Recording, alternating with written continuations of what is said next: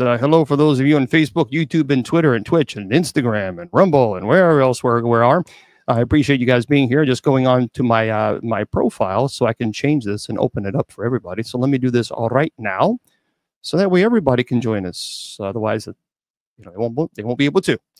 And so now we're live on all of our formats. So hello to you guys. Hello. Appreciate you guys being here. Happy Friday the 13th to you. Yes, it's Friday the 13th, everybody, in case maybe you didn't know. So hopefully that doesn't scare you too much. But it's okay. It's all good. We got your back. You don't have to be afraid. Don't be afraid. No reason to be scared. Okay. So a couple things here. Let's get into the presentation. I'm Bishop James Long. But before we do any of that, my website or the church website, I want you to go to a really important website, and that is our sponsors, KGRAD as in dog, B as in bicycle.com. Again, KGRADB.com. Folks, they have shows there that are amazing on that platform. I really absolutely love the platform. By the way, the Sacred Division Paranormal Show is rated #1 in the paranormal genre. So that's pretty honorable. That's pretty cool if you ask me. So again, KGRADB.com. Now, put Bishop when you subscribe and do so, because they have some great shows there. Great shows. But put Bishop as your promo code, because you're going to save 30% off your subscription. Look, it's already cheap. It's already more than affordable as it is. But if you're going to save money, then save money. So just do it. So just put Bishop as your promo code. And also you can give this as a gift, by the way, because Christmas is right around the corner, just saying. And you save 30% off. That's better than Black Friday sales. So I'm just letting you know. So again, KGRADB.com, put Bishop as your promo code when you subscribe. Also, if you want to go to my website, it's bishopjameslong.com. And by the way, if you want to learn paranormal, genealogy, demonology, angelology, if you want to learn those classes, and if you want to learn for free, well, guess what? I got your place where you can go to. You can head on over, but first you have to click on the class. I think the class. I think it's the class link. I don't know. I have to go to my website. That's the problem. It's like, there's so many. I don't know. What is it? Is it the class link? Isn't that terrible? I don't even know my own website, but bishopjameslong.com, and just click on, I think it's the class. No, it's not the paranormal. Yeah, it's the class. There you go. So yeah, just click on the bishopjameslong.com and click on the class link. You can take all 4 classes, and they're all for free. Now, and these are really in-depth classes. There's a lot of information there. So go there. Now, if you need assistance, if you need paranormal help, if you have some issues going on in your home, you need clergy's assistance, this is where you have to do. You have to go to bishopjameslong.com and click on the paranormal link. If you do that, you will find the Society of St. Benedict. And you just simply, there's a little contact the Society of St. Benedict email. We have to do this from now on because I'm getting requests from all over. And it's just, I have 21,000 emails, and it's not possible to keep up anymore. So it all has to go to the one source. That way we won't lose your email and your request for help. So I actually do it. It's a benefit to you. So if you need clergy's assistance, because we do it for free, then you have to go to bishopjameslong.com, click on the paranormal link. And finally, if you want to go to the church's website, that's very, very simple. And that's usocc.org. usocc.org. And head on over there, and you can check out. A lot of people have questions about us, who we are, what we stand for, what we believe. Well, it's all there. It's all on the website. And I want to remind everybody that Monday through Friday, we do have night prayer, and it's open to everybody. So you can visit us on Spreaker. You can visit us on TikTok, either one. And we start around 9:45 or so, Eastern Standard. The chat at least, but we open it up to at 10 p.m. we start prayer. So it's open up to everybody. Everybody can join us. All right. And then of course, tomorrow I'm going to be here for our open mic night with Judy Ann and Miss Wilma. And then Sundays and Wednesdays are our Bible study at 8 p.m. So it's pretty busy. But here we are. Tonight we have a very, very cool guest on, and I want to get right into it because there are so many questions that I have. And I literally have a massive list of questions because, when you think of skinwalkers, when you think of chupacabra, when you think of Wendigo, when you think of Skinwalker Ranch, people have so many questions. They ask me all the time about these, these things. And even though my grandmother, grandfather were Cherokee, and I don't know a whole lot about that aspects of, I guess, when you call it demonology or evil. I've studied it, but have I worked cases where I would describe it as a Wendigo or Skinwalker? No, I have not. When I work cases, it's people who are possessed or people who have demonic evil in their home. So I work those cases. So I think it's going to be really fascinating to learn from, I would call him an expert in this field because he spent so many years and continues spending so many years dedicating to it. And we're going to talk to him in just a second. By the way, our guest tonight is author Stanley Milford. Stanley Milford Jr. Now, he is a prominent figure, known for his unique experiences as a Navajo ranger and his investigations into the paranormal. And I want to thank Mr. Producer, Bill, for putting this together. He was born and raised in Oklahoma. He has a rich heritage that includes both Navajo and Cherokee ancestry. So Milford's career as a Navajo ranger spanned over 23 years, during which he was involved in various law enforcement duties, search and rescue operations, and the protection of archaeological sites within the expansive Navajo Nation. Very cool. Now, in 2000, Milford and his colleague, Jonathan Dover, were assigned to investigate unusual occurrences reported by residents, including sightings of Bigfoot, UFOs, and other supernatural phenomena. Now, these investigations not only challenged his understanding of the world, but also deepened his connection to Navajo culture and traditions. So Milford's experiences are documented in his book, which you have to pick up, The Paranormal Ranger, a Navajo's Investigators Search for the Unexplained. I have purchased the book. The book is phenomenal. It really is I love the way it breaks everything down. And I talked to him earlier today about certain chapters that I definitely wanted to talk about.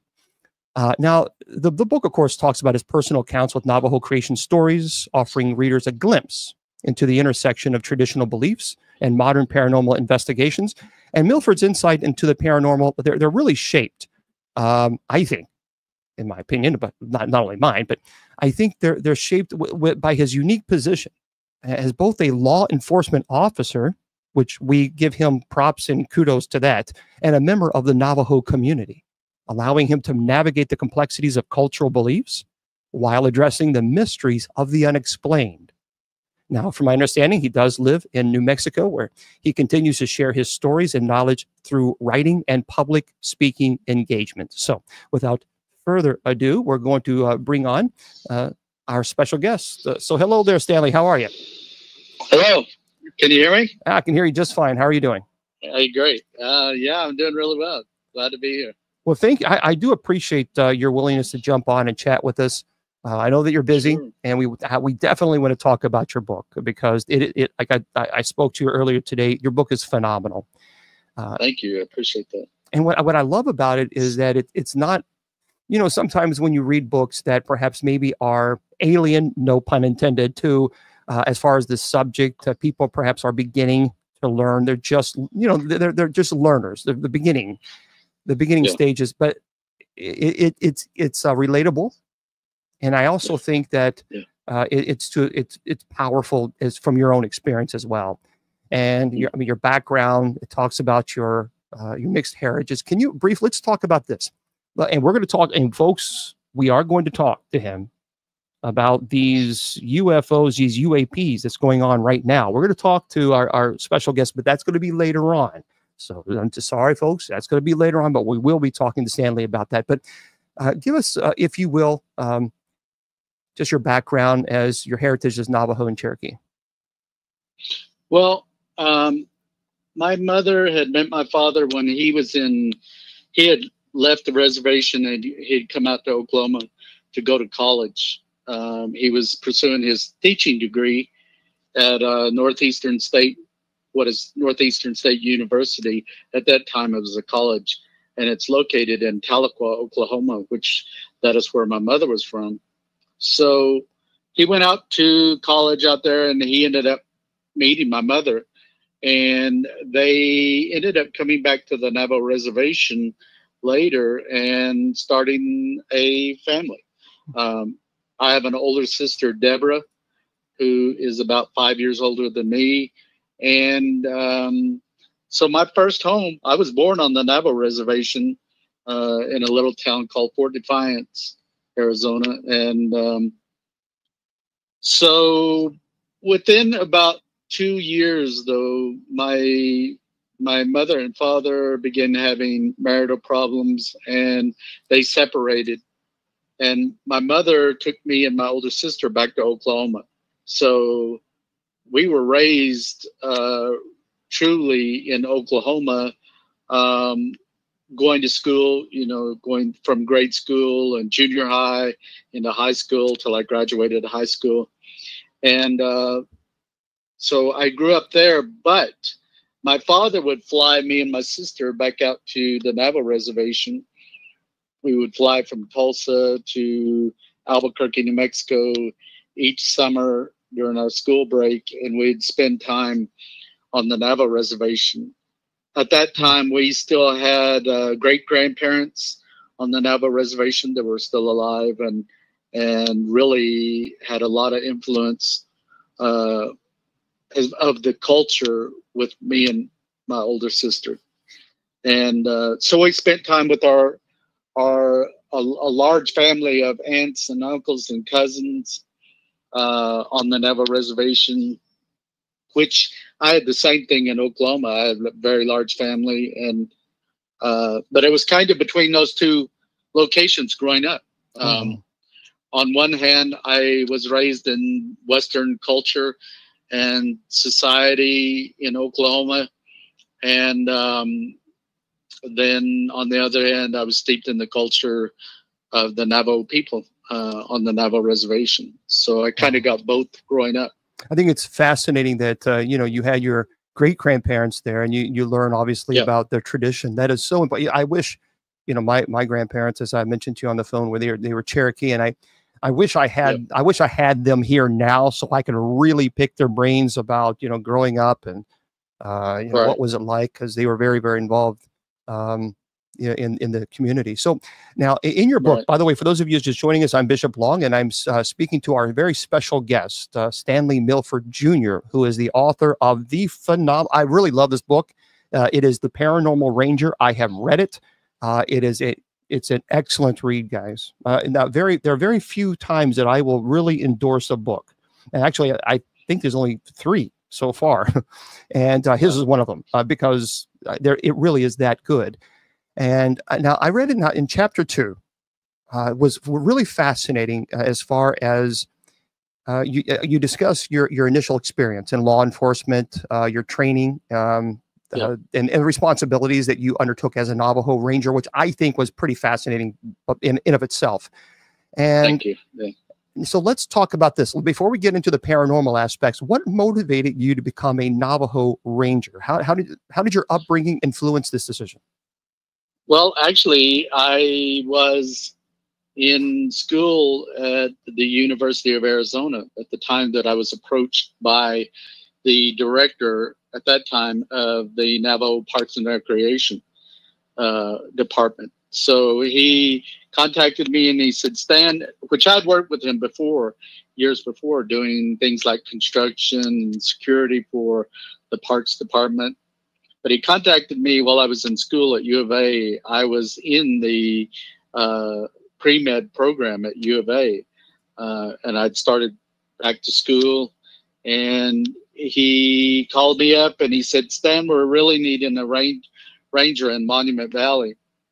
Would you consider coming back home and going to the U.S. Police Academy and U.S. Indian Police Academy and coming back and serving as a Navajo Ranger, as a law enforcement officer? And at the moment that I spoke to him and I got this opportunity, I was extremely excited, but I kind of played it off to him that I said, well, that's a big change in my life if I do that. And I said, I'll give it some thought. through the weekend, and I'll let you know next week. And which inside I'd already made the decision that I was going to take the opportunity. But I didn't convey that at the time when I was talking to him.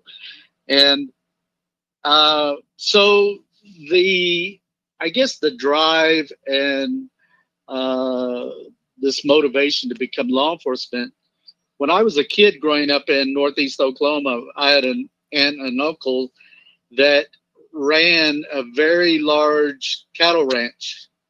It was several thousand acres and several thousand cattle, head of cattle.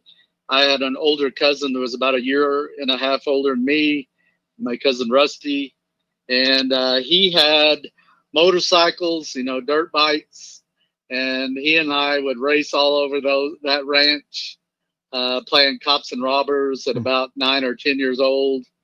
And we were influenced by the television series Starsky and Hutch and other programs at that time, like Adam 12 and SWAT and these other cop related programs, Dragnet. And so we played cops and robbers all the time. And I think that began to form this idea of becoming a law enforcement officer or serving as law enforcement.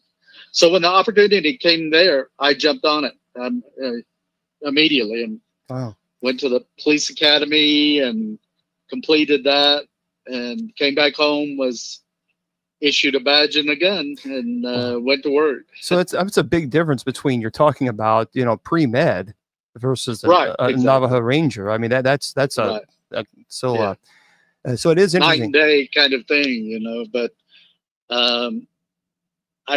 I don't know. I think at the time that I was going to school and went to school for pre-med, I was still looking for what it is that I wanted to do for the rest of my life. And I was really just going through the motions. I think it wasn't a passion that I had when I was in school, but it was more of that, with the idea of becoming a law enforcement officer and serving the public, the people.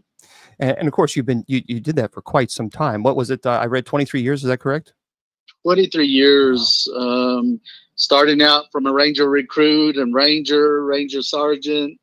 And then in the latter couple of years that I worked, I served little over 2 years as the chief ranger for the department. So yeah, it was pretty full career in that respect. So Stanley, obviously you having a history of pre-med and then, obviously being trained in law enforcement, you look at things from a logical perspective. And I would assume the emotions, things of this nature, you kind of, not so much stoic, but I think when you clearly see an issue, you probably think about it first, analyze it, and then come up with a conclusion. Am I correct in that statement?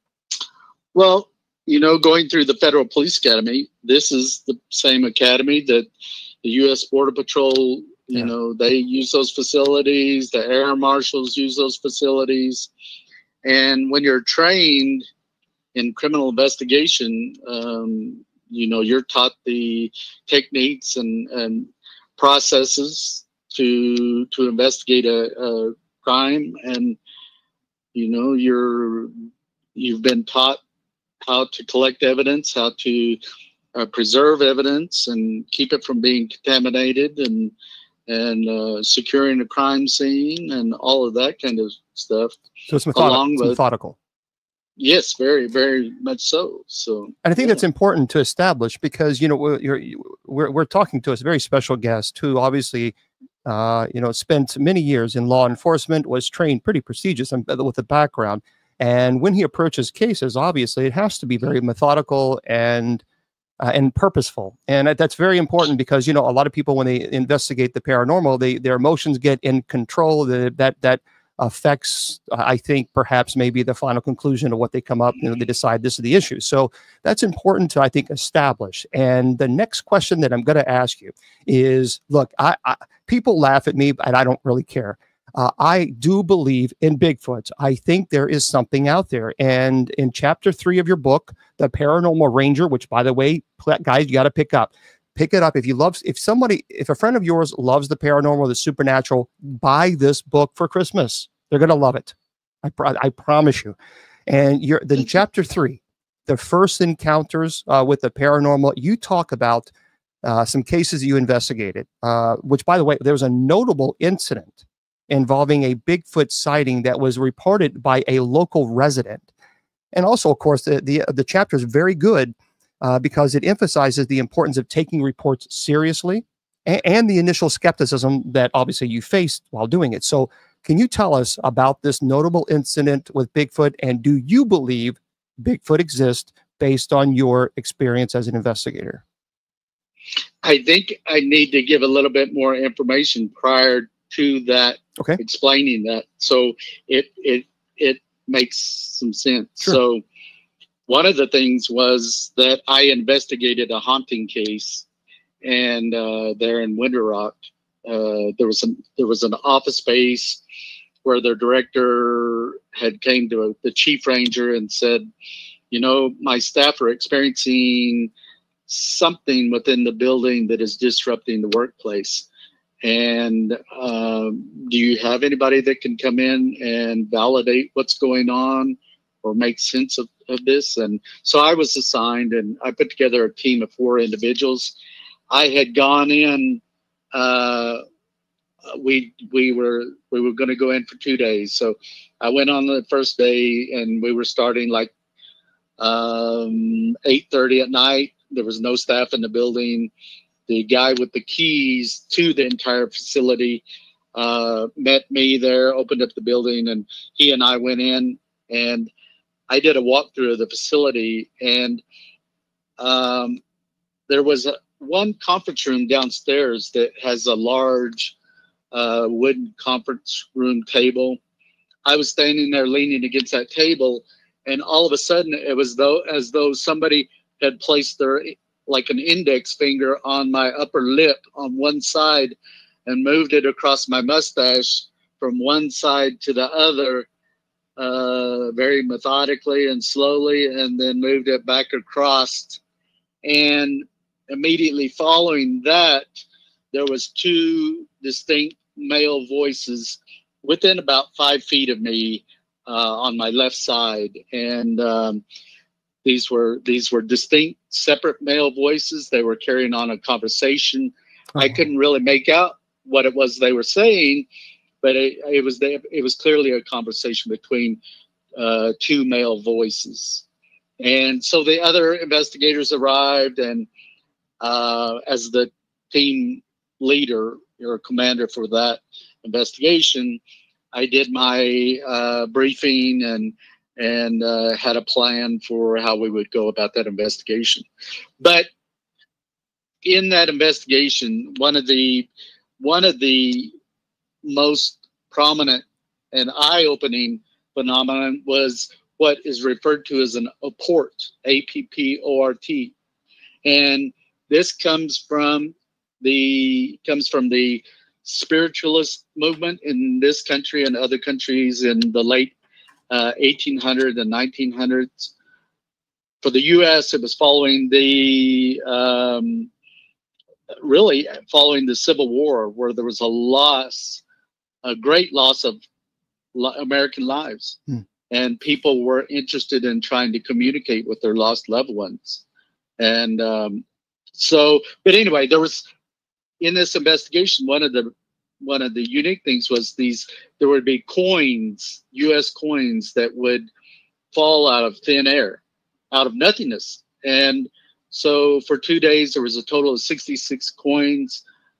Sometimes they would come flying across the room from maybe the upper corner of a room, maybe sometimes 12 feet up in the air and fly maybe 30 feet. And sometimes they would fall from out of thin air from maybe 3 feet above the floor. And I witnessed at least 10 of those coins fall out of thin air. And that phenomenon right there, witnessing that, really began to create this foundation for how I looked at the paranormal, in that John and I later came to the realization that a lot of these phenomenon, whether it's Bigfoot or UFOs or the haunting related things, or even the witchcraft stuff, there's a commonality of other dimension, that these things are existing in the other planes of existence. They'll come into our physical world and they will make themselves known, and we'll witness these things. We'll witness the evidence, sometimes collect evidence, and then all of a sudden it's back on the other side. So in investigating the Bigfoot cases, we looked at the fact that based on the evidence, these things weren't living in the forest or woodland areas like typical wildlife, like a mountain lion or a bear or bobcat.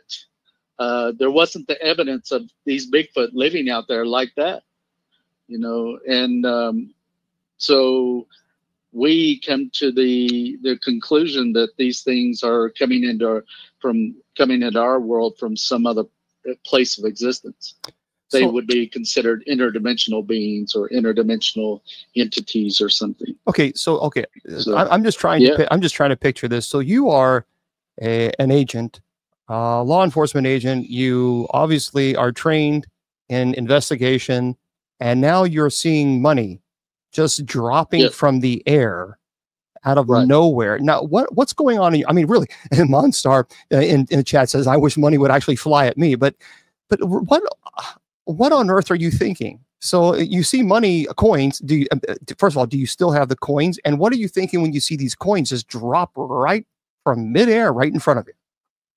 Well, for me, I had other paranormal experiences growing up, and so I knew there was phenomenon and things that would occur, that don't fit within the normal realm of being explained by science.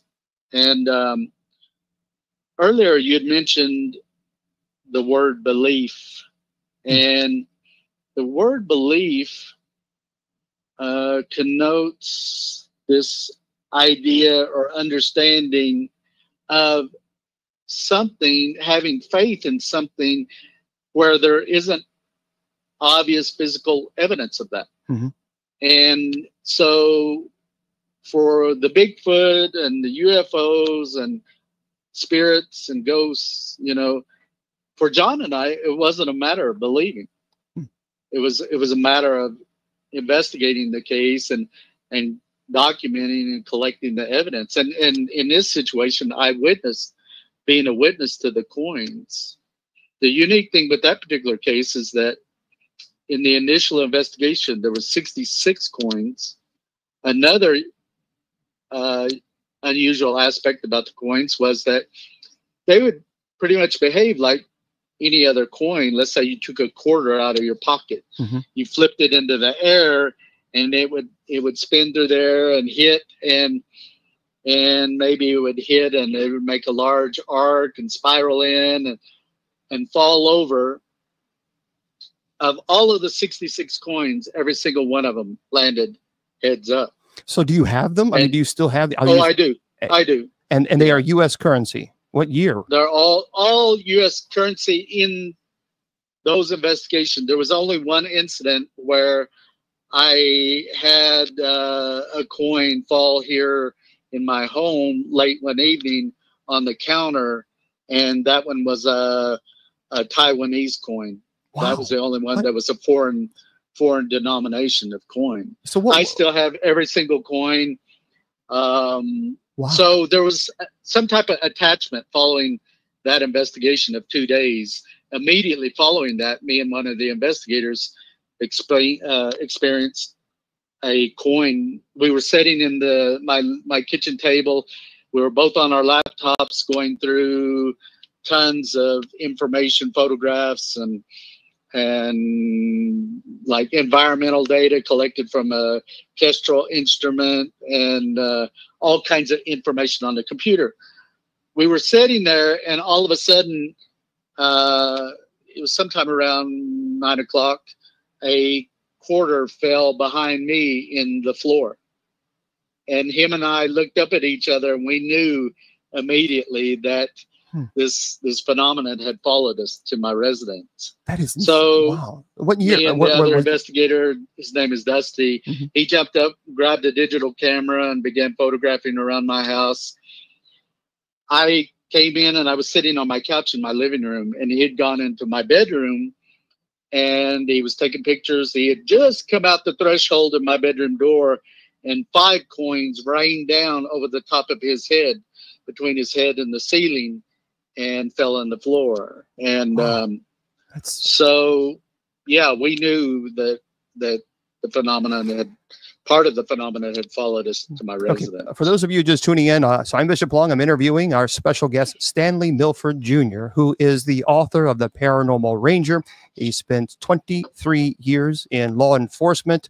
Obviously has a background, pretty prestigious background in his training. He has obviously investigated the paranormal. So guys, if you have not purchased the book, The Paranormal Ranger, you need to do so. You can go on Amazon and purchase them as quickly as you can. It really is a phenomenal book. I've read it. Now I got to ask you the coins, because then we'll move on. But was there anything as far as a common denominator regarding the coins? Was there a particular year? I mean, did they have a was that like if they all were 1920 coins or 1930 coins? Perhaps maybe we can come up with some type of reason or explanation for that.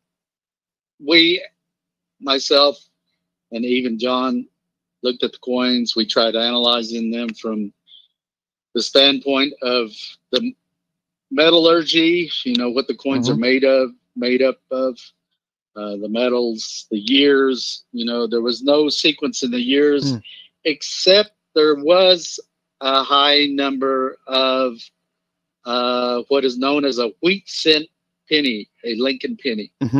There was maybe 7 of those, I believe, in the total of the coins. But, you're talking about nickels, pennies, dimes, and quarters. One of the most notable things with the coins is that they would every single one of them would land heads up. So from a point of statistics and probability, that's not normal. That's not going to happen naturally. Sure. If you took a coin and you and I sat here and flipped it into the air, however many times we flipped it in the air and it landed, half of it would be heads up and about half of it would be tails. That's just the normal process and or nature to a coin. But these all landed heads up, and the thing is with the phenomenon, it still happens to me to this very day. So what is your hypothesis on this? What do you, when you think of these coins that are landing, do you have any type of as far as an explanation, or how would you explain that this happens?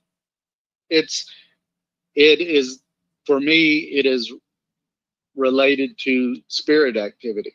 Okay. And I feel that this is a spirit of a deceased person who is familiar with me, who knows me, and the coins serve as a message to let me know that that spirit is present. It's given me heads up. I'm around. Heads up. I see. I'm nearby.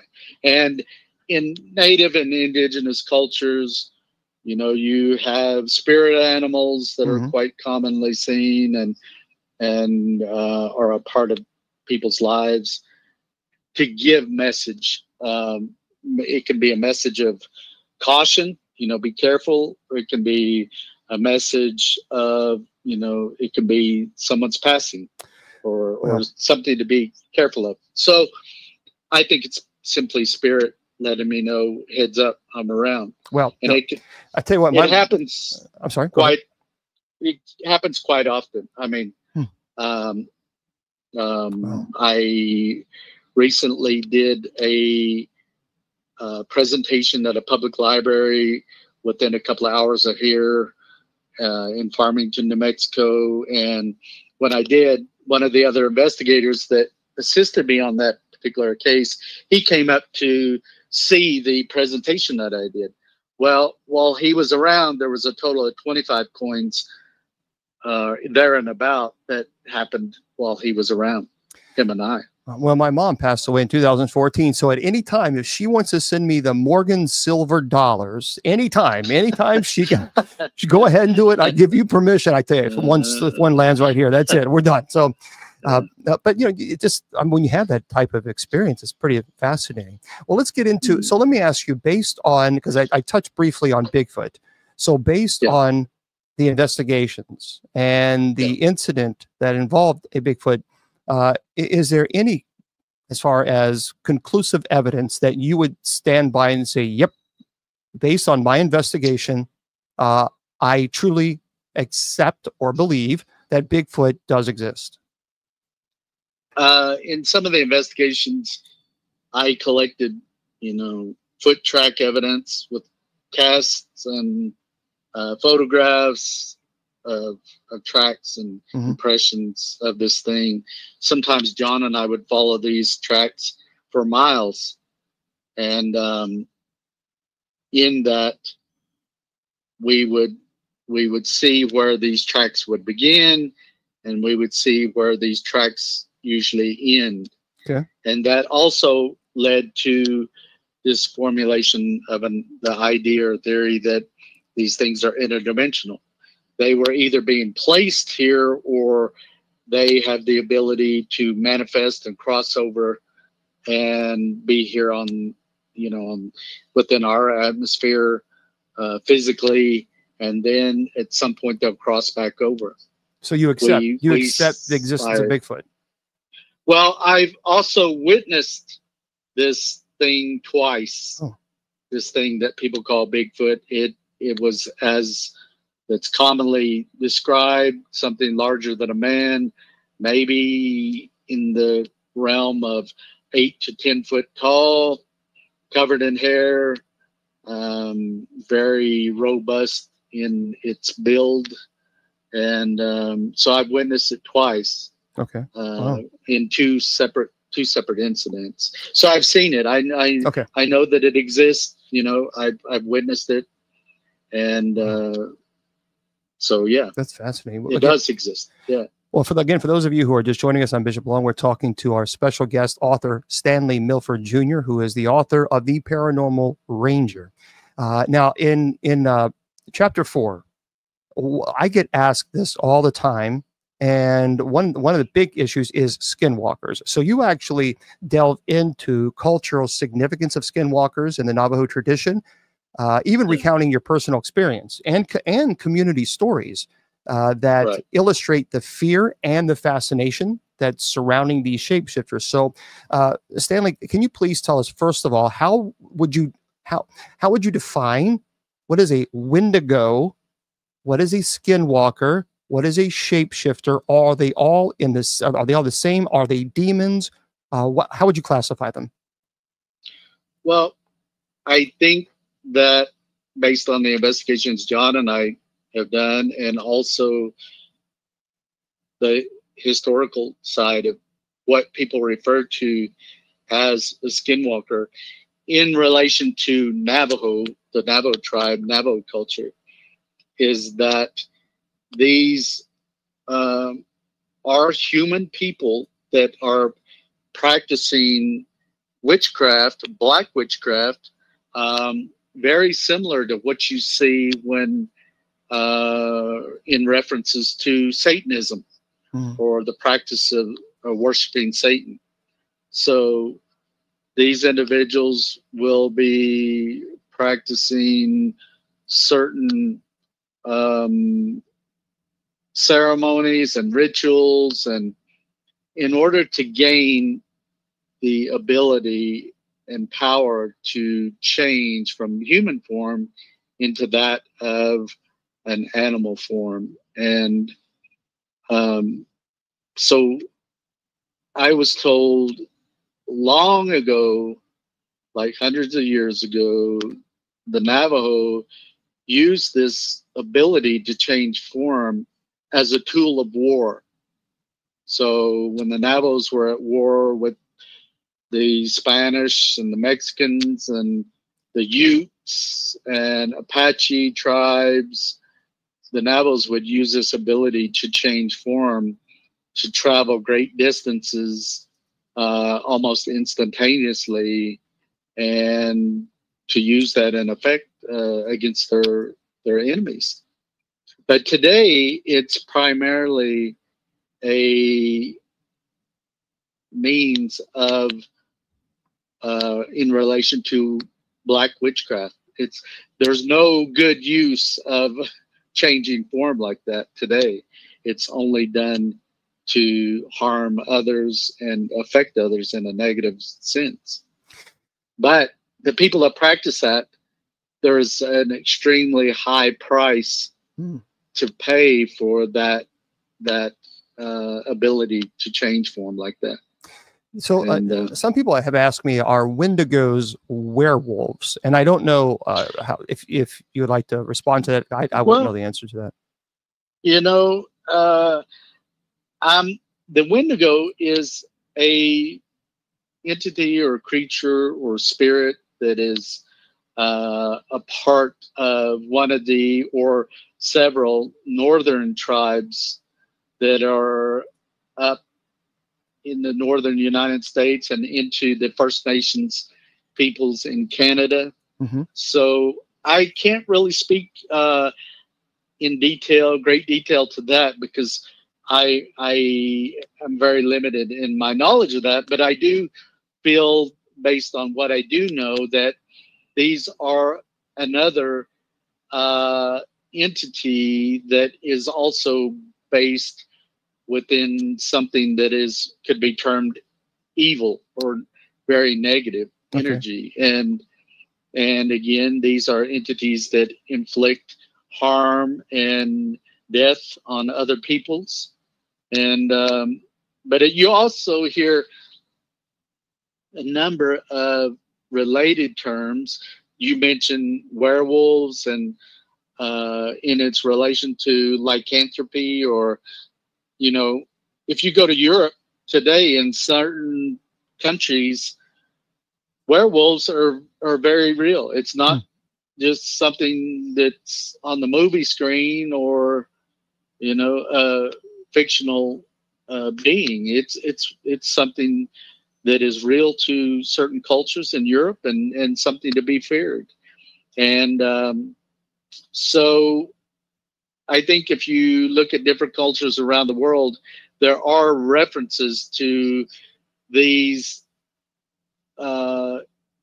either persons or beings that end up changing form into that of something similar to an animal or something like that, to either instill fear or to harm others. So it can be found in different cultures, much like Bigfoot. I mean, the Bigfoot phenomenon, or Sasquatch, I mean, you can find references in Australia with the Yowie, or the Yeti in the Himalayas, and the swamp ape down in the south near Florida, and those areas down there, and Sasquatch and Bigfoot.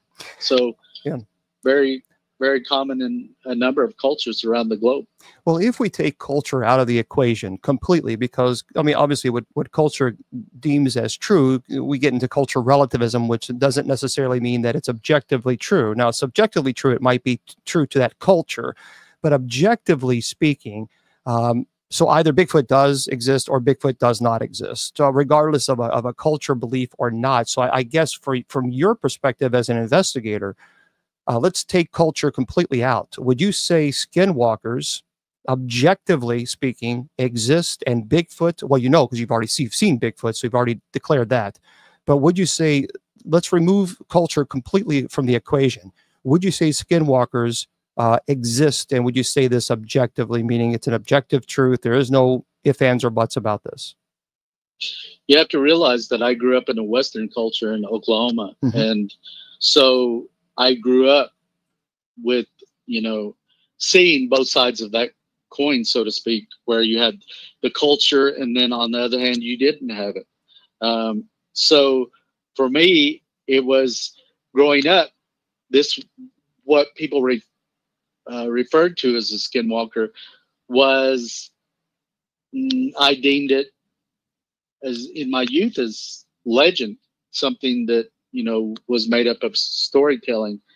But after the experience of seeing this thing with my own eyes and firsthand, I knew that it existed. I seen it, just no different than the coins falling out of thin air. And to this day, I have a large Ziploc bag of these coins that have fallen. So the evidence is right there. I've seen it. So you've seen you've seen science a skinwalker. Can say science. Yes, I've seen that with my own eyes. Describe the physical attributes of a skinwalker, if you would. In the form that I seen of this entity, it was running on all fours. It appeared much like what we see today commonly with a greyhound, these race dogs, but it was much larger than that. The back of this thing, as it was running, probably came up at least 4 feet. Wow. It was all white from head to toe.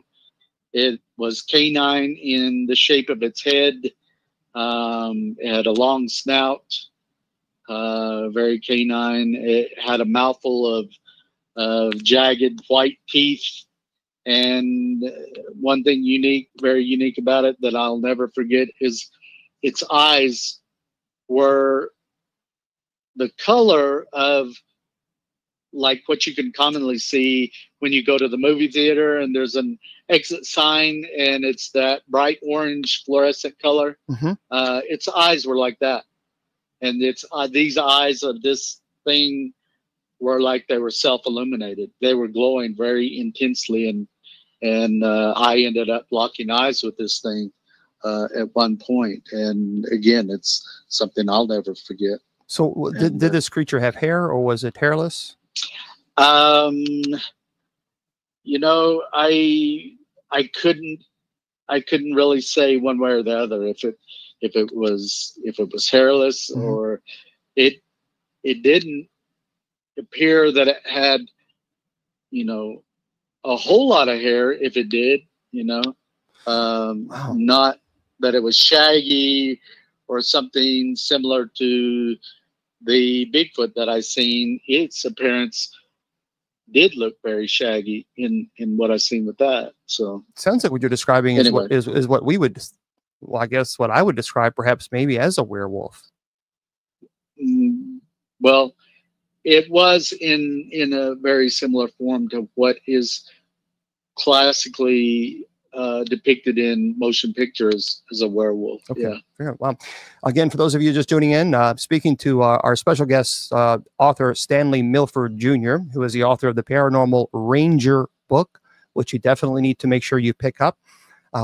So let me ask you this, and we're going to talk about the UAPs in just a second. All these drones that's all over New Jersey. It's driving me crazy all over the United States. We'll talk about that in just a second with our special guest, because remember, 23 years in special law enforcement. We're going to definitely pick his brain about that. But in your book, The Paranormal Ranger, you recount various cases that you have investigated. I've got to ask you then, which case stands out to you the most, as far as perhaps maybe the most frightening, and the case that you just definitely want to let us know about? Well, both John and I, growing up, were very spiritual, even as children. You know, where I grew up in Northeast Oklahoma, at times I'd disappear into the woods, even be out there after dark. And I wasn't afraid to be out there. I think I always, you know, put those things of fear into the hands of the Creator. And same as when I was working SWAT detail, you know, pretty much my whole career. You know, there was times I was shot at, you know, and you're not focused on the fear of being killed or being shot. You're focusing on the mission at hand, and you're putting your safety and, you know, in the hands of the Creator, and you choose to do that job. So John and I were both SWAT commanders for our department, and I think we adapted that mindset to do the work in the paranormal without this idea of fear.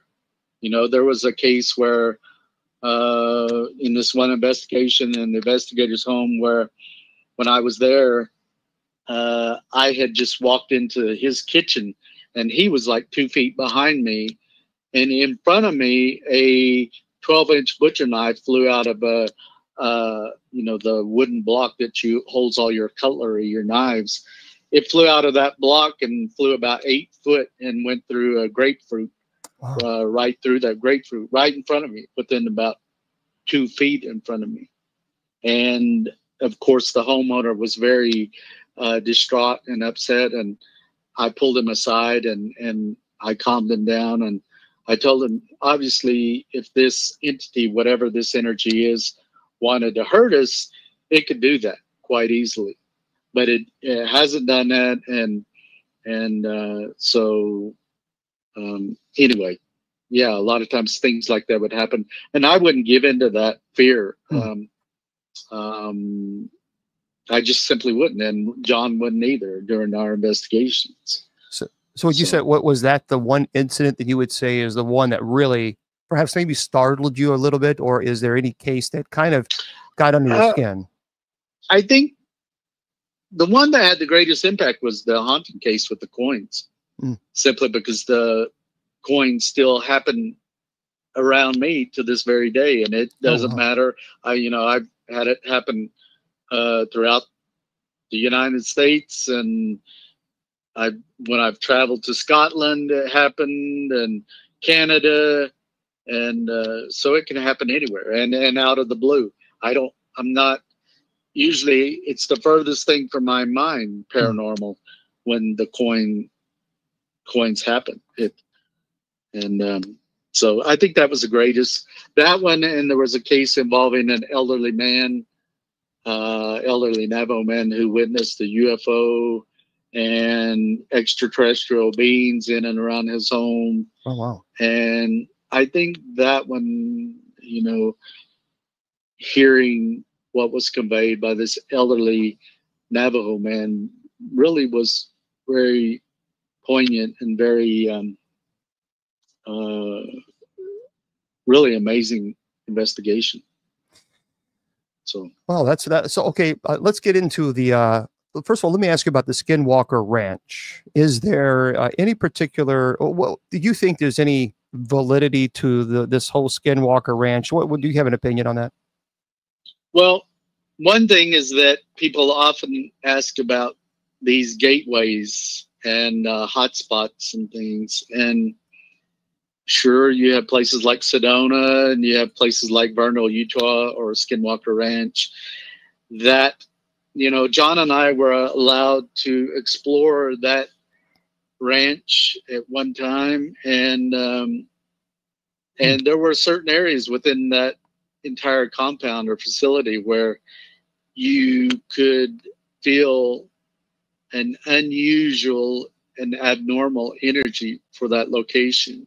And John and I, having worked these cases over the years, I don't know if we develop a sensitivity to the paranormal, but today I can go into a residence or building, and I can tell if there's an energy presence there, and whether it's negative or positive energy or neutral even. But my gut instinct over the years has developed to the point where, yeah, I can. And there was definitely something within that compound that was unusual in the Skinwalker Ranch. All right, so let's get into this conversation because obviously I think everybody is aware of these UAPs, these drones that's flying around. Here's what I'm really deeply troubled by, Stanley, is that, so, the United States, we last year in 2023, we spent $823 billion with a B $billion on defense. $823. I'm sorry, $823 billion. Now, I have a major problem with us spending that type of money on defense, and then the Pentagon comes on television, the official spokesperson, and says, well, we don't know what they are. We don't know where they're coming from. We don't know where they're landing. See, that's a problem for me. If you spend $823 billion on defense, and you can't tell us where drones the size of minivans are landing and taking off from, something is absolutely 1,000,000% not right about this entire situation. It doesn't feel right. I don't like it. There's a lot of people who don't like it, and something is what they're doing is they're causing so much anxiety by not giving a straightforward answer, because it is preposterous that we have the most powerful, most, as far as advanced technology, military in the world, for goodness sakes, and we can't know where a drone the size of a minivan is coming from. Come on. It's not, right. So based on the fact that, you based on your training, and which is obviously speaks for itself, 23 years in law enforcement and special training that you've received, what is your perspective on these drones? Well, our military and the military industrial complex has the technology and ability to get control and take control of any type of drone. So if a human operated and human developed and built drone is out there, our military has the ability to take control of that and bring it down and take possession of it. So once it's in possession of the U.S. military, so are they going to release the information as to where that originated? Who owns that drone? Who developed the drone? Who built the drone? Where is it coming from? What's it doing? All of the who, what, where, when, why, and how of that drone, they would know that. Whether or not they're going to share that information with the general public is a whole different thing. It goes back to the time before Roswell in 1947, where, the military came in and took possession of extraterrestrial craft and beings. And even to this very day in 2024, they won't simply come out and say, oh yeah, we took possession of a craft or several craft and extraterrestrial beings. They're not going to do that. They are going to fabricate a story of a weather balloon or these kind of things that don't make any common sense, to the average intelligent person. So there are, governments are still playing that same game, and they're going to. It's without a doubt. They want to be able to take possession of craft and foreign craft, and to be able to, especially if it's extraterrestrial, to take possession of it and try to reverse engineer these things, and to be able to use that technology for their own military purposes. But see, here's the issue with that, isn't it? Because everyone around the world is watching this, and the Pentagon says, well, we don't know what they are. We don't know what their origin is. Here's the problem. And this is when you look at this from just a strictly analytical perspective. So New Jersey Congressman Jeff Van Drew came out and said that these actually are Iranian drones, and that there's a mothership out on the East Coast of the United States, etc. Now, here's the issue. If the Pentagon is saying, we do not know anything about these drones, we don't know what they are yet. We're still blah blah. Then it makes the United States military look incompetent, and it increases because it increases Iran's status, because the United States of America can't determine whether or not Iran has drones. That's an issue. Right. It invalidates our military and our intelligence. It certainly does. And but you look at when 9/11 happened. Mm-hmm. This country would have told you, oh, that would never be possible, to the type of attack that was carried out on 9/11.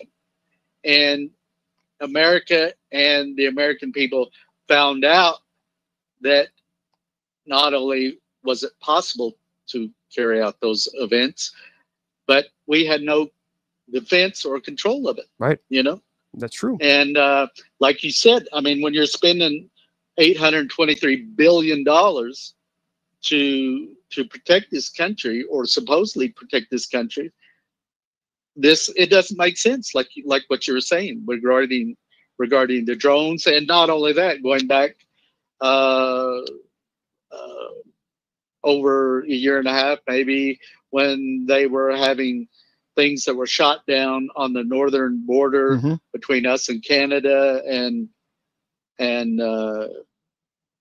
you know, I mean, they weren't being forthright with what it was which they possessed, and you know, what the information that came out of that. We still haven't heard that, you know. Well, considering the fact that considering the fact that you spent, you know, so many years, you know, obviously in as a Navajo Ranger and training, and obviously special intelligence. So my question for you is then, what is your perspective? Where do you think, what is the origin?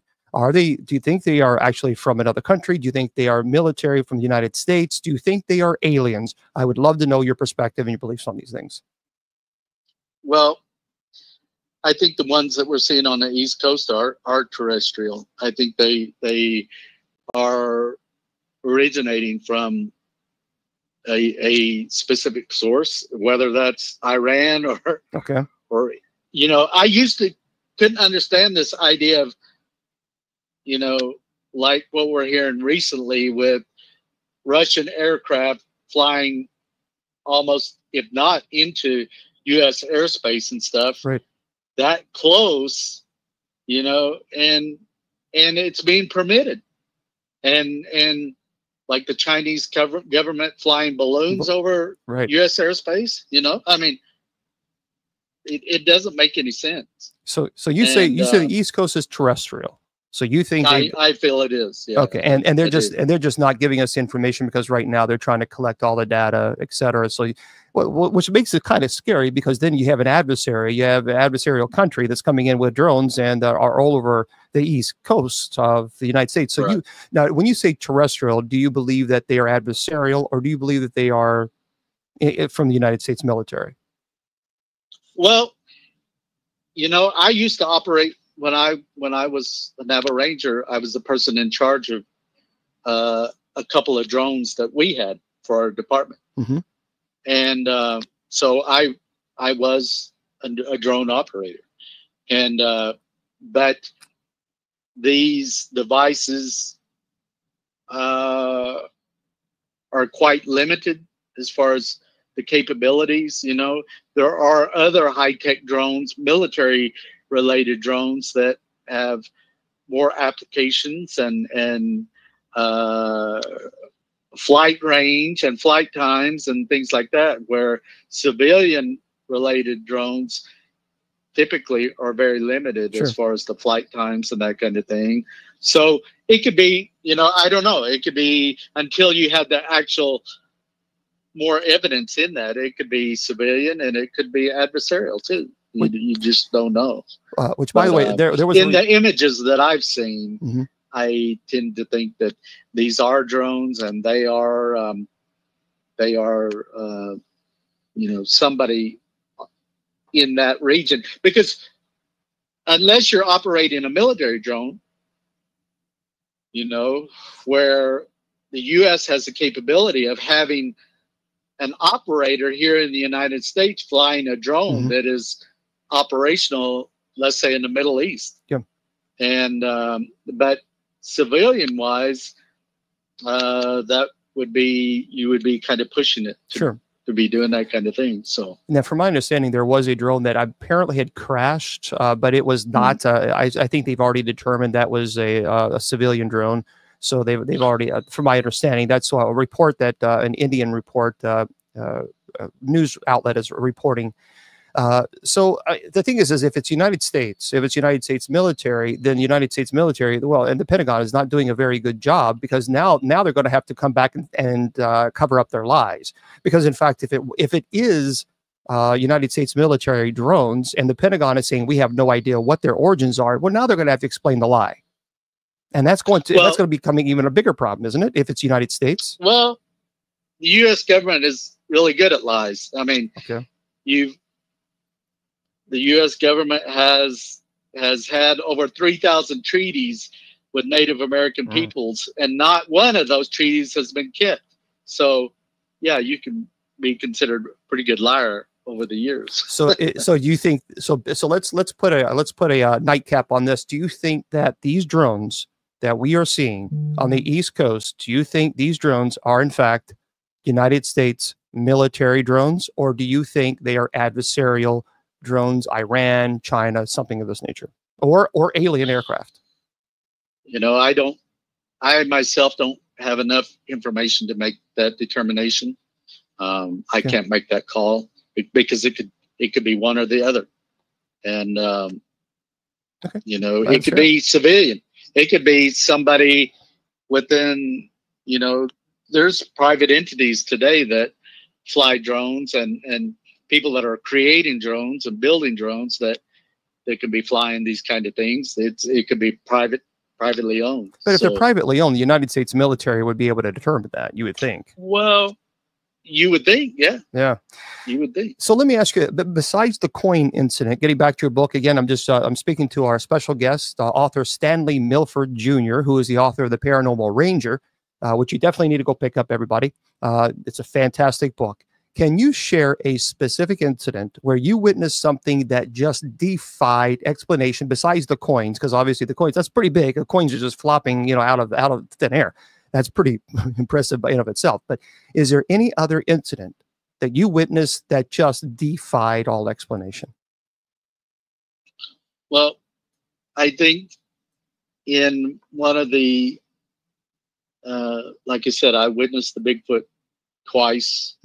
And in one of the times, it was during the time when I would be driving back from my workplace at Monument Valley back home to Sawmill, Arizona, which really was about 3.5 hour drive, maybe 4 hour drive, depending on the weather and conditions. So I was passing through an area that is known as Salee. There's a lake there called Wheatfields Lake. This is a high elevation area. It's heavily forested with Ponderosa pine trees. That these things are very tall trees. They can have a big diameter. So it's very forested. But as I was coming through there, in front of me, in front of my patrol unit, there was one of these things that people refer to as Bigfoot that crossed in front of me. And at the time, there was maybe a foot of snow on the ground, and on the highway where I witnessed this thing, it was not a bear. It was not any other type of local wildlife like a elk or deer or horse. I know what I've seen, and I've seen it cross in front of me. And again, it's similar to what you were saying, where, you know, your mind and your brain is trying to wrap around what you've just witnessed right in front of you. And it's one of these things that doesn't fit within the normal realms of everyday life. Now, you had mentioned Area 51. So I have two questions. But the first question is do you consider, well, I'm sorry, not Area 51, Roswell. The Area 51 is the next question I'm going to ask you. But the Roswell incident, do you consider the Roswell incident a true UFO incident where an alien aircraft crashed and bodies were obviously taken. Do you actually believe that the United States military does have the bodies of alien species from the Roswell incident, or do you think this was a weather balloon that the military wants us to believe? I spoke to people in the know that are actual firsthand witnesses, and so that was an incident that did happen. It did involve extraterrestrial craft, not of this earth, and there were entities that were in possession by the military. Yes.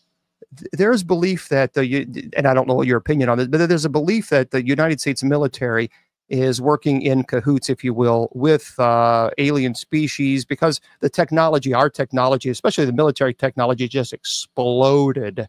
I mean, you know, you see the decades that from, I mean, really limited technology to all of a sudden now we're, you know, have space shuttles. So do you believe that there is some type of, I don't know, underground network, if you will, military underground, where we are working with alien, I don't know, craft or technology?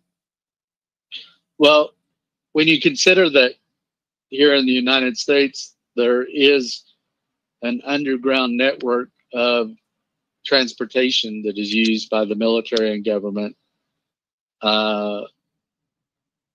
then there's a lot that is left unknown by the general public. And again, it is part of what I think, you know, people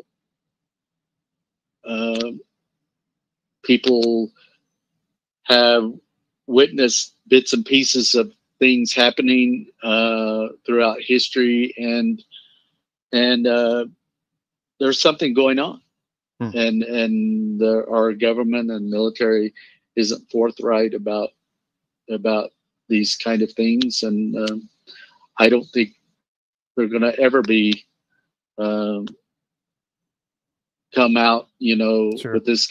People have this idea of disclosure and of these things, but I don't think our government's ever going to just come right out and say, yeah, extraterrestrials exist and these craft or otherworldly craft are coming to our planet. I don't think that's going to happen.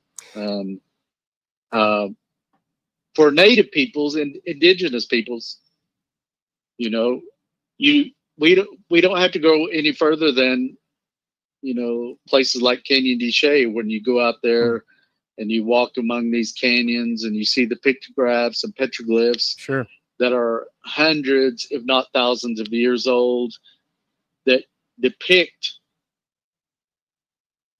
these various phenomena and entities that we're seeing and witnessing today on those canyon walls. So, you know, we've been taught through cultural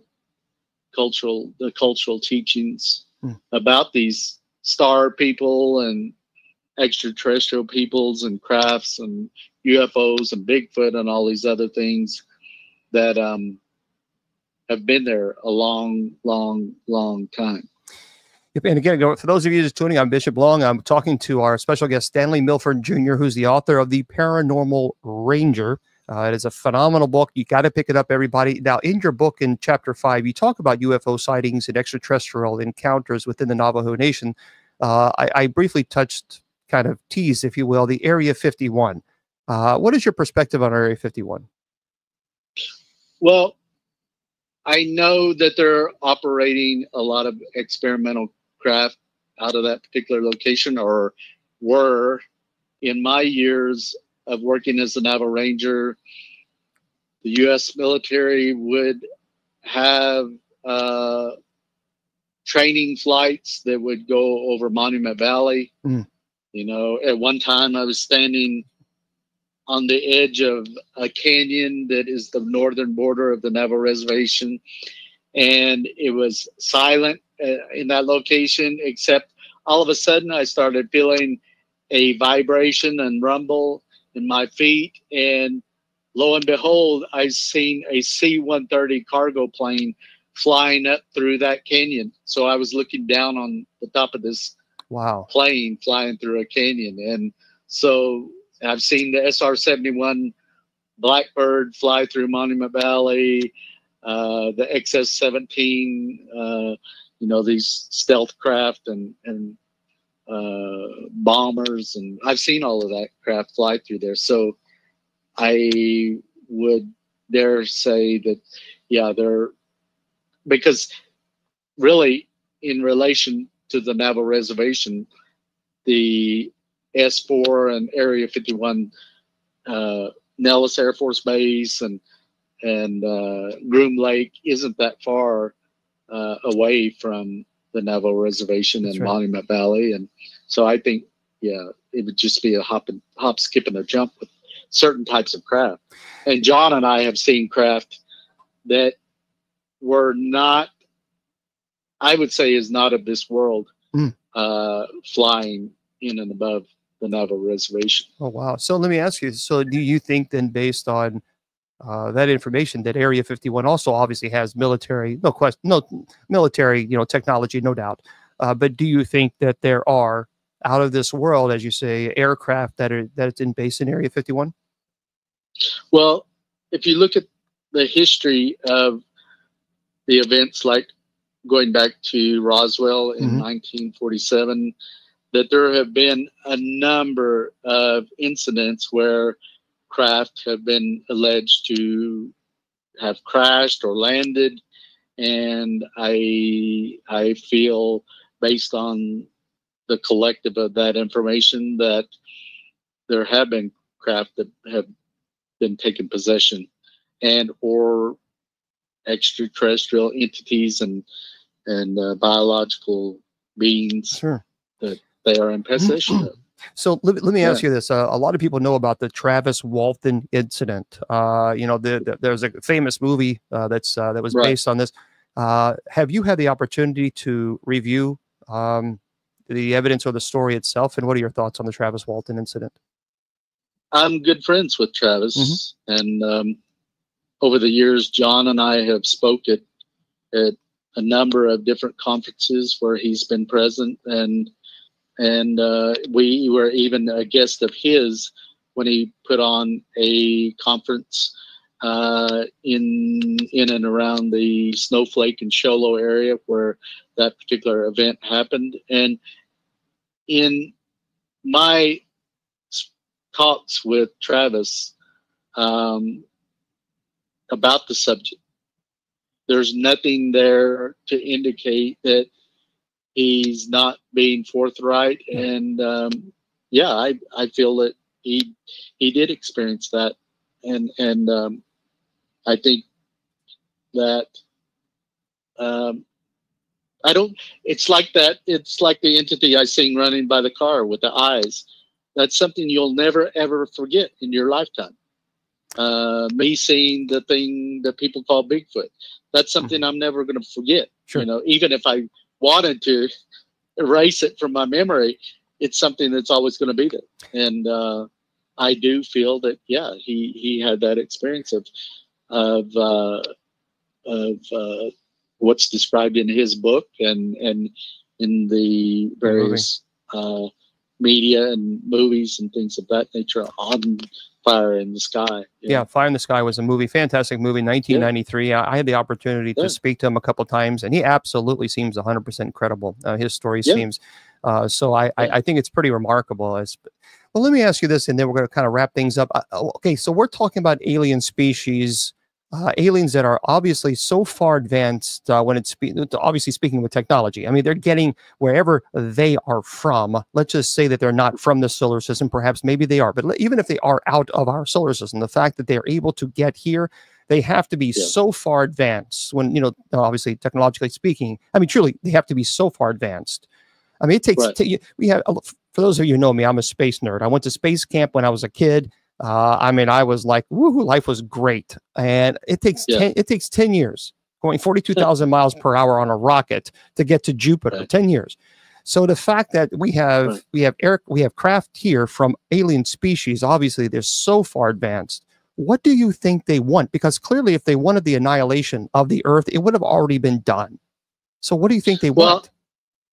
I think other species come to this planet for its unique resources that it has. And I think they've been coming here since long before man even walked this planet. I mean, if you look at the pictographs and petroglyphs and stuff, there's evidence that these things have been there for a long time. And I think they look at man as a very primitive animal. You know, we're still committing war, and we're looking at these cases today that involve rape of little children. And, you know, we're still very, very primitive as a species. Sure. You know, the fact that we're still committing war and killing horrible little babies crime, and elderly, and you know, our Creator gave us common sense and the ability to reason, but we don't do that. We're so caught up with greed, and we're destroying this planet and destroying each other. And I think these species and beings that are so far in advance of us, they're flying by. They don't want to stop here because they're like, holy cow, look at these clowns. What are they doing? You know, and it is ridiculous that we're still, you know, when our Creator gave us the resources and tools to basically have a heaven on earth. You know, we can have enough clean water for every human being, shelters and homes for every living being, enough nutritious food to feed every man, woman, and child on the planet. But we don't choose to do that. We don't do that. Yeah. And it's shameful. It's ridiculous, you know, that we're living this way. Well, you know, first of all, I want to truly thank you so much for your willingness to stay on for a little longer and chat with us. You really have been fantastic, and I encourage every single person out there to do yourself a favor. Make sure you go out and buy the book, The Paranormal Ranger. And we didn't even get to half, even 30 of. I have so many questions. 30%. So, well, if you ever want to do a part 2, you know, all you have to do is give me a call. Yes, because I want to talk to you about. Because you'll probably have more questions. And again, what I've relayed in the book, that's only a small sample of the investigations I did over the years. I mean, we didn't talk about cattle mutilations or livestock mutilations and that kind of thing. And well, you know what? Okay, there's so much more. We're going to do a part 2. I definitely want to do a part 2 then, because I want to talk about the Navajo creation stories. We didn't even talk about that. I mean, there are so many. So yeah, let's do a part 2, and I would love that. Sounds great. All right. Well, Stanley, listen, I'm going to disconnect with you, and I appreciate you so much for your willingness to jump on. Thank you. I thank your listeners. You know, I really appreciate the comments that people have, and I would like to, you know, maybe we do a part 2 to answer. Maybe people have questions, you know, in comments and things of that nature, so we can actually delve in some of the questions that people have. We will do that. We will definitely do a part 2. Thank you so much, Stanley. Yeah, you're very welcome. All right, have a good night. Very welcome, Bishop. Thank you. Bye-bye. You have a good night. Bye.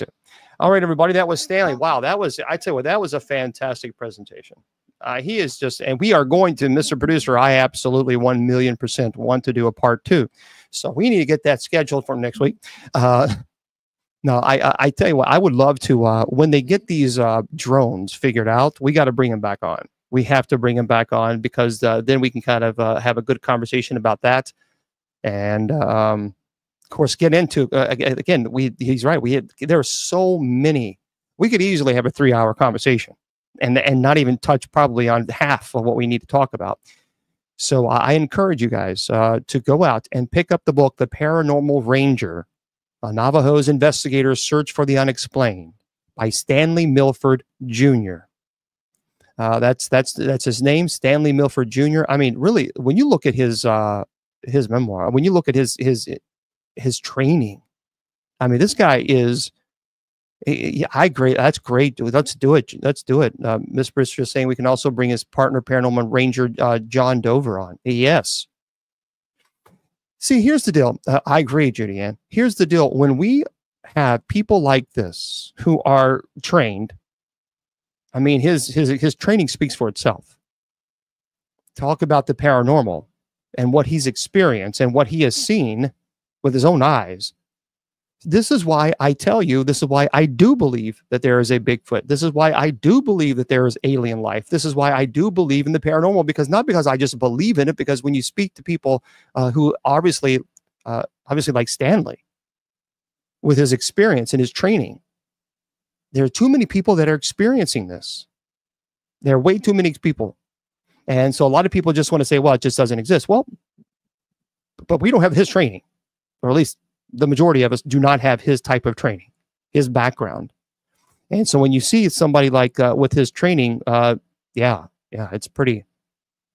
Oh yeah, I would love to do that. The Monument Valley would be phenomenal, phenomenal. But yeah, so make sure everybody do yourself a favor and go check out, go get that book, The Paranormal Ranger, the Navajo Investigators Search for the Unexplained. It's by Stanley Milford Jr. Yeah, the coins, Carrie. That's fascinating, isn't it? Oh, awesome, Judy Ann. That would be fantastic. I don't know. Well, see, even in the Roman Catholic Church says it doesn't, believing in alien life doesn't invalidate our faith.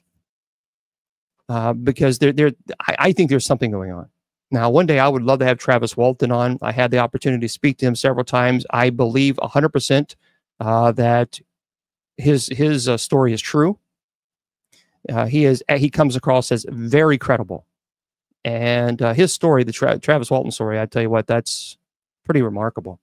But again, for those of you just joining us, we just finished speaking to a very special guest, Stanley Milford Jr., who is the author of The Paranormal Ranger, a Navajo investigator's search for the unexplained. And yeah, that's pretty impressive. Pretty impressive. So, oh, good. You went to purchase the book and send it to a family or friend and buy a copy for yourself. It really is a great book. What I love about it, for those of you who don't know, let me just give you basically a rundown. So the chapter, I'm not going to tell you what it's in there because I don't want to ruin it for you, but the chapter 1 is an introduction to his background. And then he talks in the chapter 2, he talks about early career as a ranger. So like he talks about the motivations for joining the force and the skills that develop, which is pretty impressive. And then in chapter 3, he goes into his first encounters with the paranormal. And this is when he talks about a notable incident involving Bigfoot and some other issues as well. In chapter 4, he goes into talking about investigating skinwalkers. So again, that was really amazing. When he was talking about skinwalkers, he saw a skinwalker.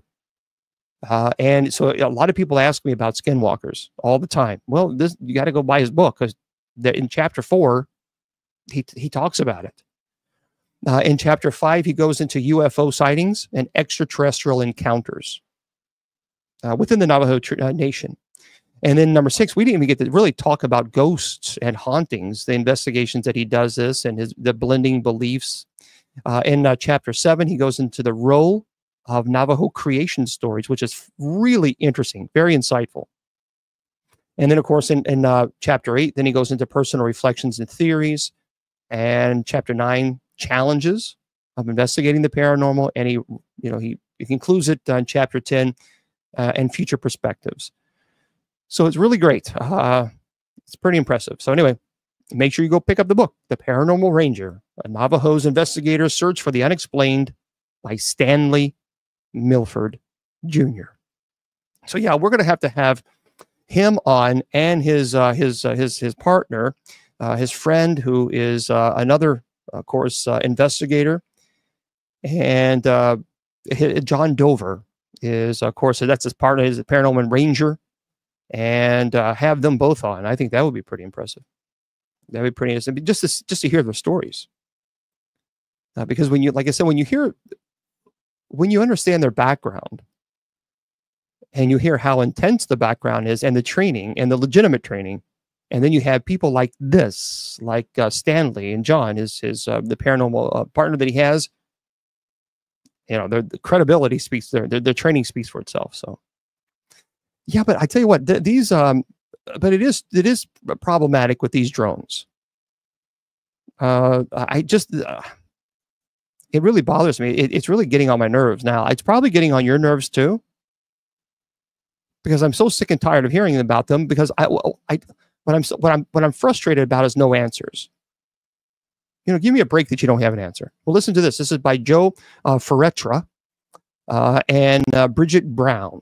Now, several years ago, I think this was probably about maybe 15 years ago, I saw something very similar to this in Louisville, Kentucky. I witnessed it my own self, and as a matter of fact, I even saw the Louisville Metro Police Department, the helicopter chasing after this. So what happened, it was about 15 years ago, I think. And a friend of mine at the time said, Bishop, you got to go outside right now. You need to look up in the sky. Something's going on. So I'm like, what in the world? So I go outside. I look up and I see this, I don't know, this metallic looking, I mean, it looked like some type of craft. I don't know. It didn't emit any sound, no sound whatsoever. And it was flying right past me. And then I saw a Louisville Metro Police Department helicopter chasing right after it with its lights on. So I saw it. And then it began shooting out the red little orbs, like it was shooting out across the sky. I saw this. And so did my friend at the time. They're like, oh my gosh, this is crazy. And this was nuts. I mean, I could not believe what I saw. And it was interesting because several years later, I was flipping through the channel, and I think it was on the Travel Channel, and they actually had the Louisville Metro Police Department, the people, the captain, the flight, you know, the crew that were in the helicopter doing an interview on this thing that they were chasing down, and they could not keep up with it. And they described it, and they absolutely believed this was a UFO. So it's pretty impressive. So anyway, this is by Joe Ferretra and Bridget Brown. A UFO was seen in Arizona in the night sky with a video showing a large, well-lit object dropping glowing orbs as it moved through the skyline before disappearing. I saw the same thing. It says a UFO seemed to release small orbs as it traversed the Arizona night sky before vanishing without a trace. The 24-second video, so you can still watch it on Reddit, captured a large illuminated object releasing glowing red orbs as it moved across the skyline on Friday, December the 6th. And after its second release of bright items, the peculiar craft just appears to abruptly disappear. The thread that followed was rife with speculation about what viewers had just seen. Now, theories varied from the aforementioned small orbs to molten material discharged by alien aircraft before returning to outer space. Anyway, the sighting follows closely after several flashing balls of lights were recorded over Washington, D.C. in what seemed to be a no-fly zone. And one user commented, "I love to see a UFO, releasing little orbs." Another stated, "Not orbs, it's some sort of discharge of molten material that seems to take place before they vanish." So anyway, if you have not seen this, you might want to take a look at this. It is in Arizona. A UFO says here that the highlight here says UFO drops off little orbs as it flies across the night sky before vanishing.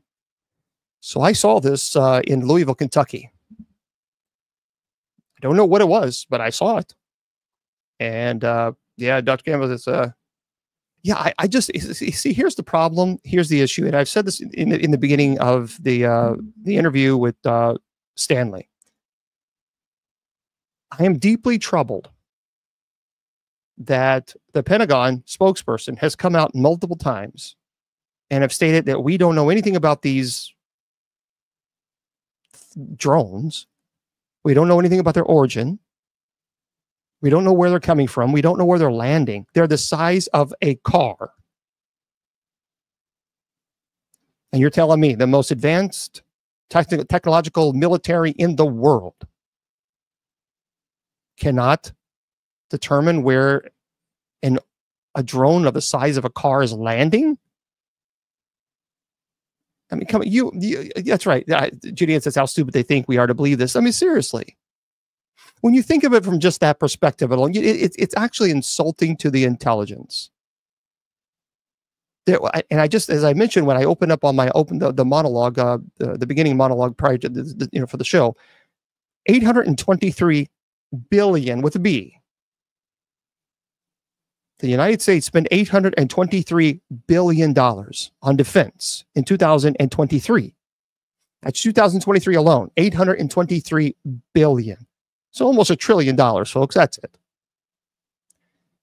And you're telling me that we can't determine the origin of drones the size of a car when we have the most advanced military equipment in the world? Do you see what the problem is? That to me makes no sense. It is preposterous on the very basic level of just logic alone. I don't know why they don't. Yeah, I agree. They should just say, look, this is what they are. They know full well what these things are. Don't give me this nonsense. You don't know what they, because actually, here's the problem. This is the biggest issue, isn't it? That the fact that they don't know, or they tell us they don't know, I don't know what's more frightening. The fact that they do know and they're not telling us, or the fact that they really don't know. Because you see, I think both is frightening. The fact that, let's just say that they do know and they're not telling us because they don't want mass hysteria. Okay, that's a problem in of itself, right? But I think a bigger problem in my idea, in my logic, in my brain, the bigger problem is the fact that if they're telling the truth and they don't know, I do have a bigger problem with that. Considering the fact, how can we, who are the most advanced technological, military equipment, whatever you term, we are the advanced military equipment in the world by far. So then how can these drones be from another country that are inferior, speaking as far as technology speaking, and we can't determine the origins? You see, no. Right. And yeah, Miss British, they're flying over a weapons arsenal. Bedminster, drum call. I mean, really, seriously, I don't know. See, this is what I don't like. And I'm not the type of person, you guys know me by now. I'm not, I don't believe in scare tactics and all this other stuff, but this does bother me. This legitimately bothers me. And it bothers me that, for both reasons. Either they do know what it is and they're not telling us because of national security threat, that's scary. Or they truly don't know, and that's scary.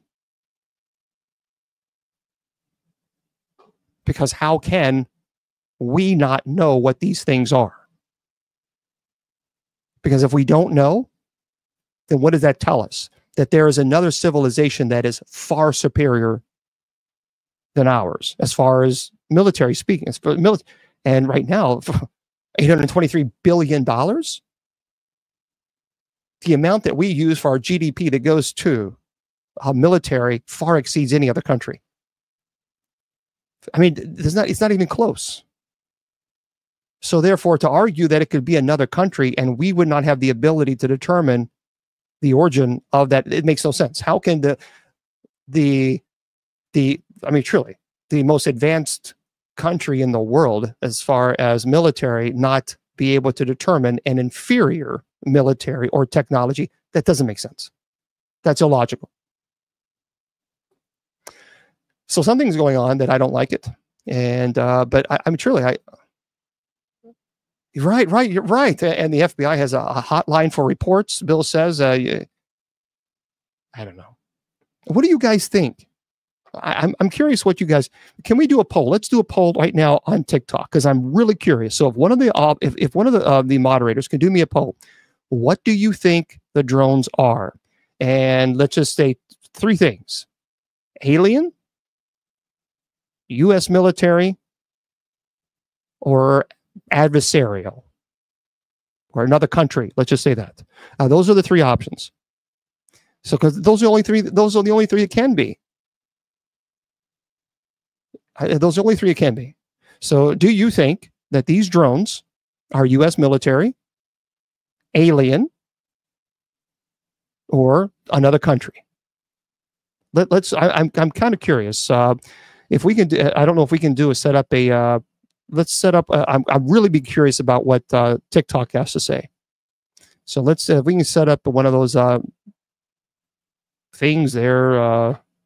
Well, I know everybody's saying, but I can't see. Okay, I can't see. Okay, I can't mark it down. That's why I want to do a poll, because otherwise I won't be able to know which one is leading. There's no way. That's why we got to do a poll.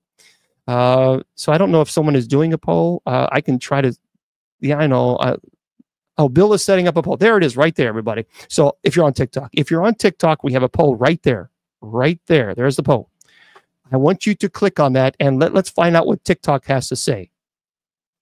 So again, what do you think the drones?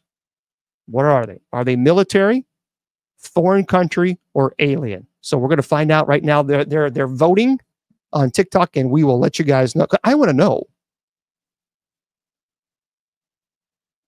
because it really is. It's irritating to me. And I want to thank also TikTok for 138,000 likes. Guys, thank you so very much. I appreciate all of you very, very much for being here. So thank you. Yeah, I think they know. I mean, I think come on. I think the Pentagon knows. But I mean, because I really think, and see, here's the deal. It's not just, there's a lot of people who are angry. They even had the hearing on this. And there are members of Congress that are furious at this because they don't have answers, apparently. All right. So right now on TikTok, 103 votes are in. What do you think the drones are? 52% says U.S. military. 23% is saying foreign country. 24% say it's aliens. Wow. So the majority, more than half, is saying that it's the U.S. military. And then it's, of course, aliens is next, and another foreign country is, thank you for putting up the poll. Yeah, it's, well, yeah, so over half of the folks polled on TikTok said it is for the United States military. I think there, Kimberly. But see, that's the problem. Then they're going to have to, the Pentagon is going to have a lot to answer for. And I guarantee you that if it does come out that these drones are from the United States military, then let me tell you something. I will guarantee you that Pentagon officials are going to be summoned to Congress on the Hill, and they're going to be testify. They're going to have to testify in front of Congress, because a lot of congressmen, a lot of senators are very angry right now because they don't have answers, and so they're going to put them in the hot seat under oath.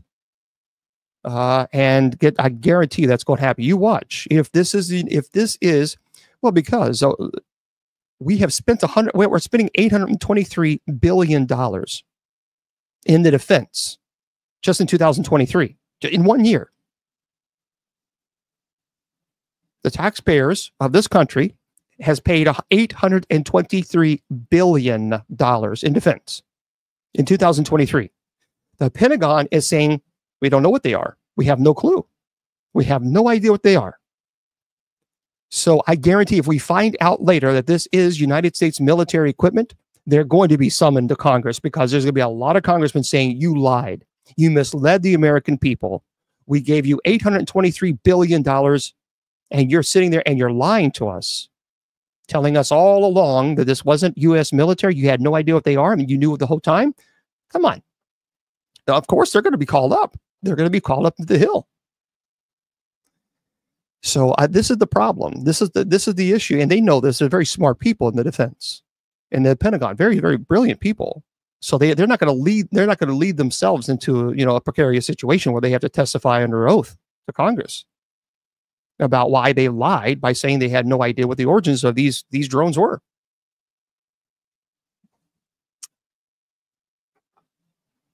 Right. $823 billion to know nothing. Andy, that's a good point. You're right.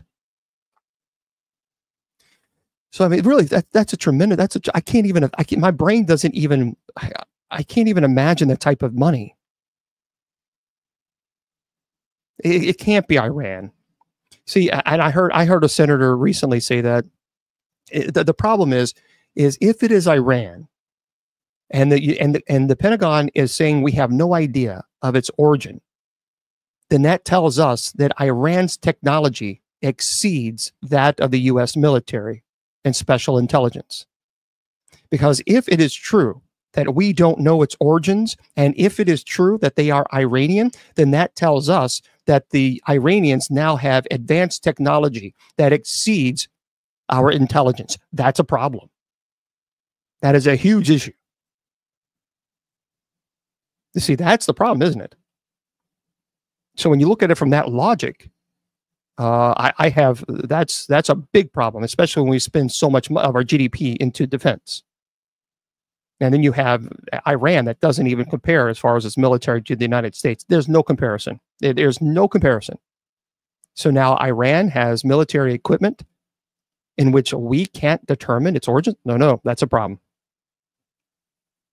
And it's true that China perhaps maybe sold them to Iran. We don't know. Well, eventually we're going to find out. But they need to do this soon because this is really frustrating a lot of people, and understandably so. North Korea. No, guys. North Korea, I don't think we need to worry about. Yeah, North Korea still uses animals to pull, equipment behind and just to be able to farm. North Korea is so poor, is extremely poor.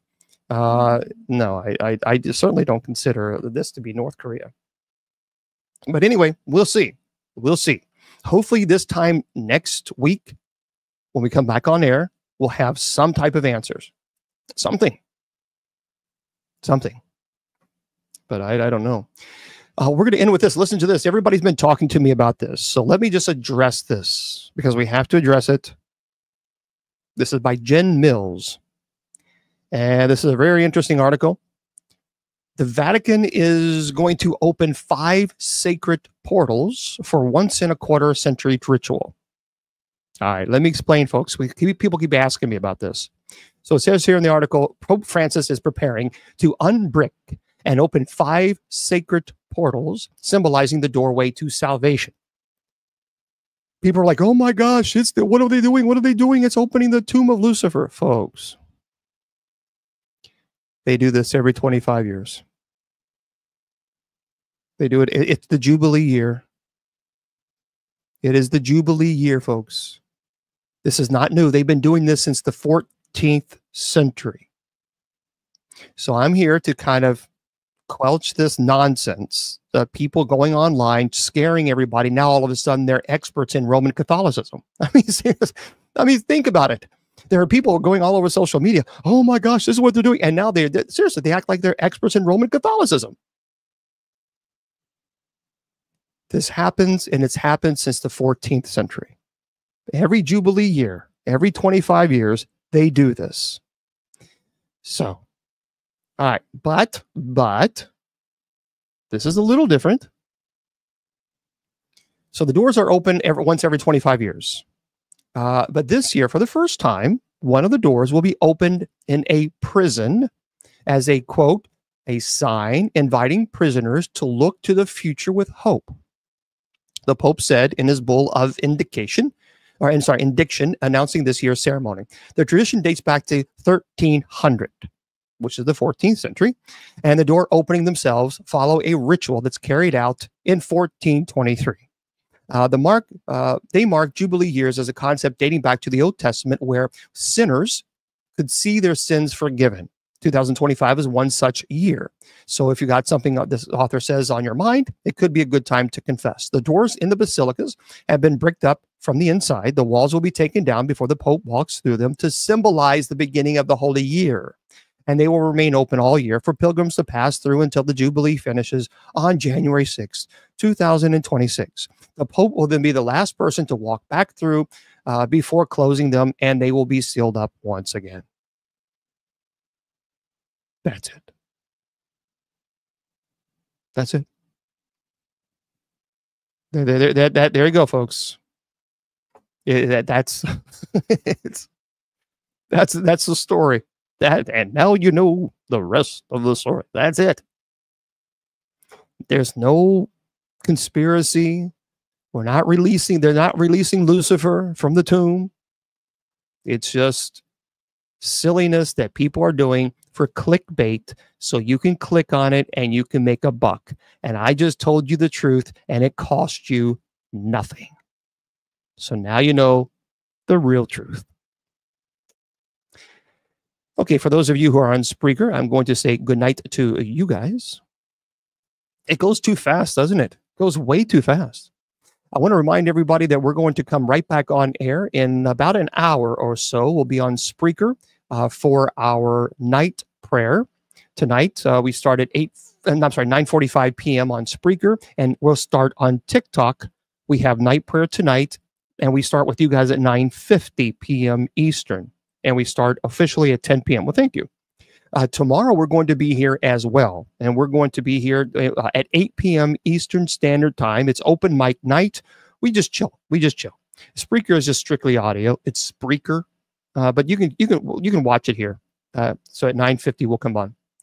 So tomorrow we'll be here at 8:50. I'm sorry, at 8 o'clock, 8 p.m. Eastern Standard Time. We will be here for open mic night. So Judy Ann will be on, Miss Wilma will be on. Maybe we'll talk about these drones and see what they think. And looking forward to it. And hopefully you are as well. TikTok, stay with me for just a minute. So remember, my friends, I tell you all the time, your value does not decrease based on some troll's inability or refusal to see your worth. You are priceless, and never let any troll tell you or convince you otherwise. So Facebook, YouTube, Twitter, Twitch, Instagram, and KGRDB Radio. Good night.